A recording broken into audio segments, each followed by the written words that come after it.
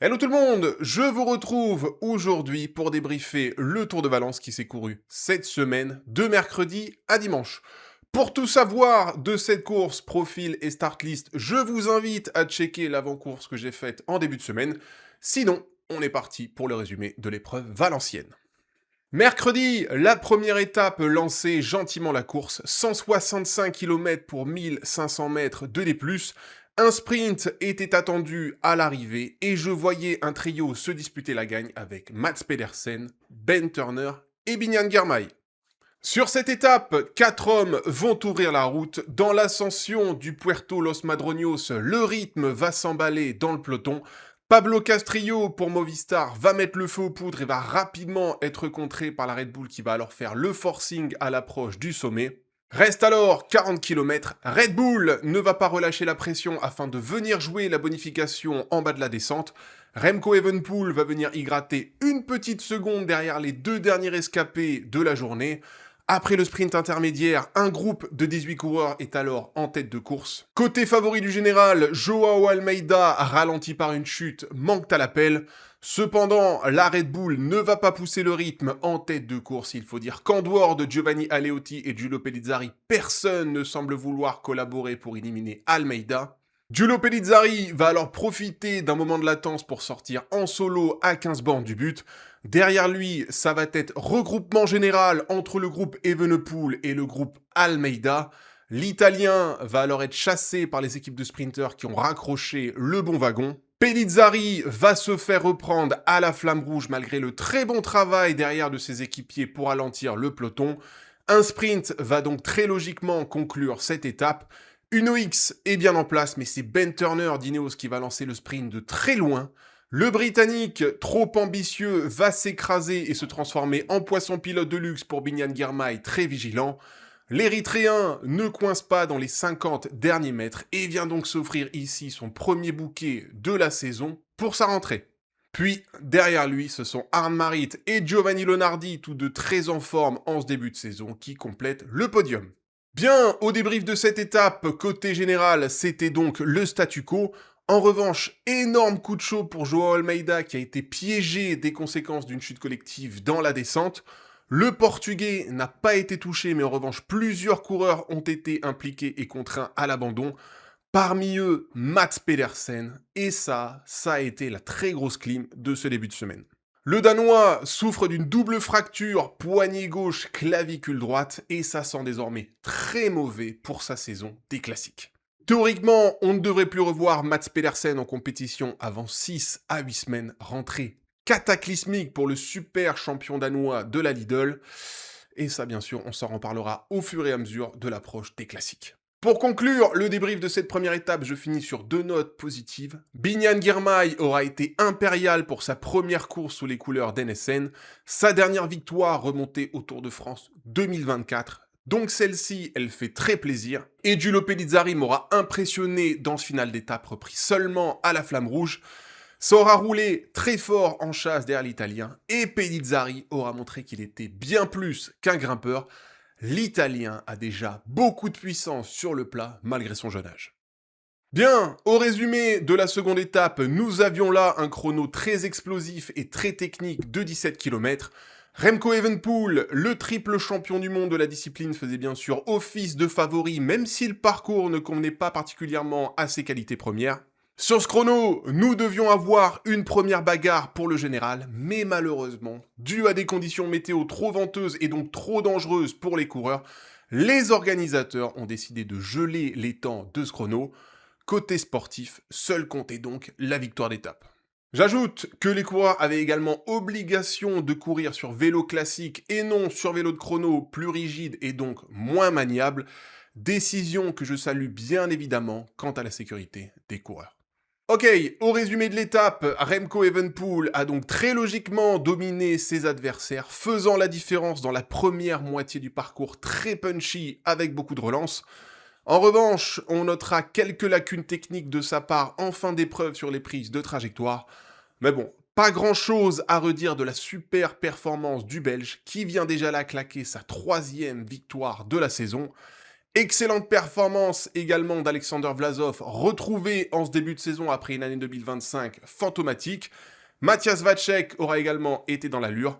Et pour tous les autres leaders, ça aura été bon, mais très très loin de Remco Evenepoel. Par exemple, McNulty, qui a fait le chrono à fond, a été rejeté à 35 secondes. Et Tiberi à la minute. Joao Almeida et Kanish de Brooks n'auront eux, côté favori, pas fait le chrono à fond. Côté général, après le gel des temps, c'était donc le statu quo, une aubaine absolue pour les adversaires de Remco, qui auraient certainement déjà dit adieu au général en d'autres circonstances. Bien, au résumé de la troisième étape, les coureurs avaient là 158 km pour 1500 mètres de D+. Ici, je ne savais pas trop si un sprinter allait avoir sa chance. Tout dépendrait du rythme de course dans l'alto de Tibi. Sur cette étape, 8 coureurs vont ouvrir la route. Derrière, Red Bull Bora est au contrôle et va venir croquer les échappés dans l'enchaînement des deux difficultés à 30 km de l'arrivée. La course est intense, mais elle n'est pas assez dure pour créer la sélection. Binyan Girmay et Ben Turner, côté sprinter, sont toujours dans l'allure. Cependant, le peloton est désorganisé par l'allure et les favoris du général vont en profiter pour se mettre des taquets. Brandon McNulty, Joao Almeida et même Remco Evenepoel vont accélérer chacun leur tour. Finalement, et comme toujours dans ce genre de situation, ce sont les seconds couteaux qui vont tirer leur épingle du jeu. Florian Vermeersch du va sortir à 22 bornes du but avec Andrew Auguste d'Ineos. Jonathan Verven de Soudal et Enne Holter du NOX vont les rejoindre dans un second temps. Dans ce groupe de 4, Andrew Auguste ne va pas collaborer, prétextant très logiquement la présence de son sprinter Ben Turner à l'arrière. Derrière, justement, c'est donc la NSN de Binyan Girmay qui va embrayer pour amener son sprinter au doublé, mais l'échappée est trop costaude et profite en plus d'un final rapide et technique. NSN va quand même se rapprocher très près des fuyards au kilomètre, mais Jonathan Verven va mettre un dernier coup de rein décisif aux 500 mètres. C'est alors cuit pour les sprinters, la gagne se joue devant. Dans la dernière ligne droite, Vermeersch, Holter et Auguste sont idéalement placés. Vermeersch et Auguste vont lancer en même temps, mais l'Américain qui s'est préservé est beaucoup plus frais et beaucoup plus explosif. Enne Holter pour une OX va très bien revenir dans les 50 derniers mètres, mais c'est trop tard. Et c'est donc Andrew Auguste qui va venir s'imposer sur cette troisième étape. Première victoire en carrière pour le très prometteur coureur américain de 20 ans. Holter, Vermeersch et Verven bouclent le top 4 et c'est donc Binyan Girmay et Ben Turner qui prennent les premiers accessites du peloton. Bien, au débrief de cette étape, je n'ai absolument rien à redire de la stratégie d'Andrew Auguste. Déjà, Ben Turner, son sprinter, était derrière. Ensuite, Andrew Auguste, à armes égales, avec peu de chances de remporter un sprint plat contre Vermeersch, Holter et Verven, qui ont bien 15 à 25 kg de plus que lui. D'ailleurs, même usé, Enne Holter n'a pas été loin de le sauter sur la ligne. Non, tactiquement, c'était le très bon comportement à adopter, et quitte à réécrire l'histoire des derniers kilomètres, c'était plus aux trois autres échappés de mettre la pression à Andrew Auguste, que ce soit en l'invectivant ou en lui faisant quelques cassures dans les derniers kilomètres. Ils ne l'ont pas fait, et c'est donc tant pis pour eux, et tant mieux pour Andrew Auguste. Je retiendrai quand même que Florian Vermeersch, Jonathan Verven et Enne Holter auront été très costauds dans ce final d'étape. Holter, qu'on aura d'ailleurs déjà vu cette saison à l'avant, c'était sur le Trofeo Calvia du Challenge de Majorque il y a une dizaine de jours. Côté général, nous n'avions malheureusement rien appris de cette étape. Tout le monde était encore dans le jeu au terme de cette journée. Exception faite de Kanish de Brooks, victime d'une chute et qui aura donc déclaré forfait au départ de la quatrième étape. Sur cette quatrième étape, nous avions là l'étape reine, 172 km pour 3200 mètres de D+. C'est ici que le général devait se dessiner et ce d'autant plus avec le gel des temps de la deuxième étape. Sur cette journée, 8 hommes vont ouvrir la route à la mi-course. Le leader du général, Binyan Girmay, est alors déjà distancé après un début d'étape très musclé. Dans le peloton, comme depuis le début de la semaine, c'est Red Bull qui va décider du rythme de course. À l'approche du dernier tiers de course, alors que l'échappée se délite gentiment et que le groupe de favoris se rapproche très près, on sent déjà que les organismes sont bien usés. À 30 km de l'arrivée, au pied de l'Alto des Fusteras, Pellizzari va alors faire exploser la course une première fois. Seule une vingtaine de bonhommes vont parvenir à accrocher le train Red Bull, Tandis qu'à l'avant, Julien Bernard et Steph Kras, dernier escapé de l'échappée, vont s'isoler. À 15 km de la ligne, c'est le dernier gros morceau de la journée, le Puig de la Liurienza. Giulio Pellizzari, encore et toujours lui, va imprimer un dernier gros relais. Là, c'est le coup de grâce. Seule une poignée de coureurs va encore tenir la roue de la pépite italienne. Mais sur l'accélération de Remco Evenepoel, c'est terminé. Antonio Tiberi va faire illusion un temps avant de se garer à la bascule. Remco Evenepoel va partir tout seul. Derrière, 4 hommes vont former un contre. On va retrouver ici Joao Almeida et Brandon McNulty pour UAE, Antonio Tiberi pour Bahreïn, puis encore Giulio Pellizzari pour Red Bull. Magnus Sheffield d'Ineos est lui esselé à un 3e échelon. Le bras de fer dans les derniers kilomètres d'étape va être passionnant. Remco Evenepoel va galérer contre le vent. Le contre va rester très proche du champion belge, mais on sent bien derrière qu'ils n'en ont plus non plus dans les sockets. La situation va en rester là, et sur la ligne d'arrivée, c'est donc Remco Evenepoel qui va venir s'imposer devant Almeida, Pellizzari, Tiberi et McNulty. Magnus Sheffield est 6, puis derrière, c'est après 2 minutes. À noter la superbe performance de Ben Turner, 8e sur une étape à 3000 mètres de D+. Le Britannique est bien plus qu'un excellent sprinter. Bien, au débrief de cette étape, comment ne pas revenir sur la performance XXL de Giulio Pellizzari? Le très jeune Italien aura été le facteur X de cette journée. Impérial dans les 2 dernières bosses du parcours, il aura essoré l'adversité de Red Bull. Et sur l'attaque de son leader, seul Tiberi avait encore un tout petit peu de jus pour contester la domination du giron Red Bull. Ça a été pour moi la très grande information de cette journée. Individuellement, Remco Evenepoel aura fait du Remco. Ici, rien de nouveau dans la performance individuelle du Belge qui est toujours aussi impressionnant sur le plat et les ascensions courtes. Par contre, sur le plan collectif, Red Bull est désormais un game changer absolu à l'endroit de Remco. Avec des coureurs comme Pellizzari et Vlasov, Remco Evenepoel peut désormais étouffer la course et s'économiser jusqu'au dernier moment. Ça, c'est une chose qu'il ne pouvait pas faire chez Soudal. Et samedi, on aura eu un petit peu du UAE/Pogačar dans l'attitude de Red Bull/Remco. On assume le poids de la course, on écrase les pédales toute la journée. Et dans le point chaud de l'étape, le leader attaque et part seul. Ça, dans le texte, c'est du Pogačar. Au-delà de ça, on notera quand même qu'UAE aura répondu présent avec ses 2 leaders, McNulty et Almeida. Tiberi aura été dans l'allure et pas très loin d'accrocher Remco Evenepoel. Samedi, je trouve que l'Italien a plus craqué dans la tête que dans les jambes. Et puis, encore une fois, énorme coup de chapeau à Pellizzari qui aura été l'homme clé de cette journée.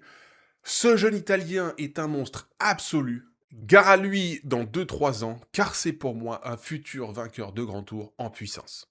Derrière ces 5 bonhommes, encore une fois, c'est le désert. Constatez les écarts au général.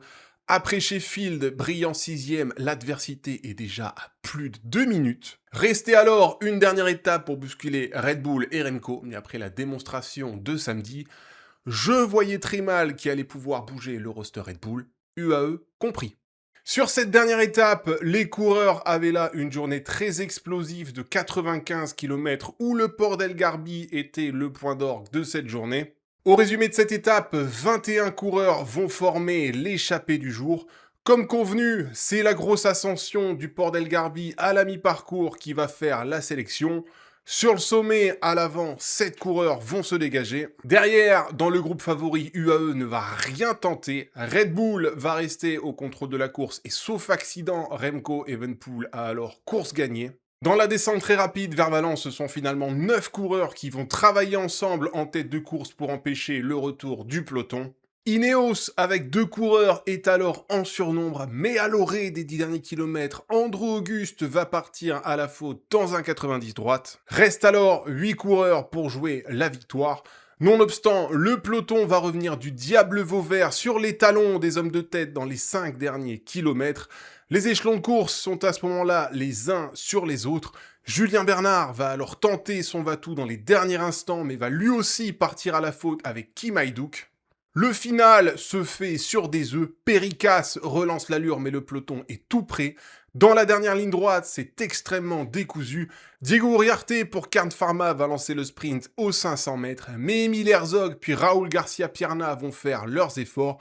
Et c'est finalement l'Espagnol de la Movistar qui va venir s'imposer devant Emile Herzog de Red Bull et Jasper Skovs de Soudal. Le peloton termine à un souffle, réglé par Ben Turner. Bien, au débrief de cette étape, quel bordel que ces derniers kilomètres. À l'arrière, UAE aura mis le bazar dans le peloton, tandis qu'à l'avant, j'ai pensé 100 fois que l'échappée se tirait une balle dans le pied. Le final aura été à suspense et en fin de compte, la victoire aura été totalement méritée pour la tête de course et donc pour Raúl García Pierna qui fait donc des débuts très réussis chez Movistar. Concernant le général, rien à redire, rien ne change dans les 10. Tout s'est joué sur l'étape de samedi, et les écarts étaient à la fois trop grands et l'étape du jour trop courte pour espérer renverser la solide Red Bull de Remco Evenepoel. Donc, au débrief de ce Tour de Valence, semaine à nouveau goldée pour Red Bull, 2 victoires d'étape et de général pour Remco, et un collectif ultra solide dans tous les secteurs qui aura contrôlé la course de A à Z. Pellizzari termine l'épreuve au 3e rang et Alexander Vlasov au 7e rang. Ils auront parfaitement assumé leur statut du début de semaine et individuellement, tout le monde a été bon. Concernant UAE, difficile de leur jeter la pierre concernant l'étape du jour. Il n'y avait plus grand chose à faire après les écarts de la veille. McNulty et Almeida auront été dans l'ensemble très bons, d'autant qu'Almeida n'aura pas trouvé là un parcours à sa convenance. C'était beaucoup trop punchy pour le Portugais et la 2e place était certainement le mieux qu'il puisse aller chercher. Bref, dans l'ensemble, très bonne rentrée pour les 2 locomotives du roster UAE. Du côté de Bahreïn, Antonio Tiberi pourra peut-être nourrir un poil plus de regrets. Je suis convaincu qu'il aurait pu accompagner Remco sur l'étape de samedi s'il y avait cru un petit peu plus. Mais bon, ça reste quelqu'un qui aura totalement profité du gel des temps sur le chrono de la seconde étape. Donc, bon résultat à la fin de cette semaine. Résultat qui vient quelque part confirmer sa rentrée à la Classica Morved il y a quelques semaines. Prochaine étape pour l'Italien, l'UAE Tour, dans 8 jours. Pour Lidl et Movistar, la semaine aura été plus compliquée. Chez Lidl, Pedersen a gravement chuté sur la première étape et est donc out pour un long moment. Heureusement pour eux, Matthias Vacek est un motif de satisfaction et aura réalisé une semaine très correcte malgré sa non-course de samedi. Et pour Movistar, c'est le même constat. Romeo et Canush de Broek seront également allés au sol sur cette semaine. Ils sont un petit peu passés au travers de l'étape reine de samedi, mais la victoire de Raúl García Pierna le dernier jour sera venue mettre le bilan de leur semaine dans le vert. Ça, c'est pour les écuries World Tour que je voyais jouer potentiellement le général, puis pour les équipes World Tour qui jouaient la carte du sprint. Bonne semaine pour NSN et Girmay qui auront décroché le gros lot sur la première étape et qui ne seront pas passés loin du perfect sur la 3e étape. Et semaine très correcte pour Ineos. Ben Turner n'a pas glané d'étape mais aura fait une semaine extrêmement régulière. Andrew Auguste sera venu claquer sa première victoire en carrière sur la 3e étape. Et Magnus Sheffield aura fait une belle semaine, 6e du général.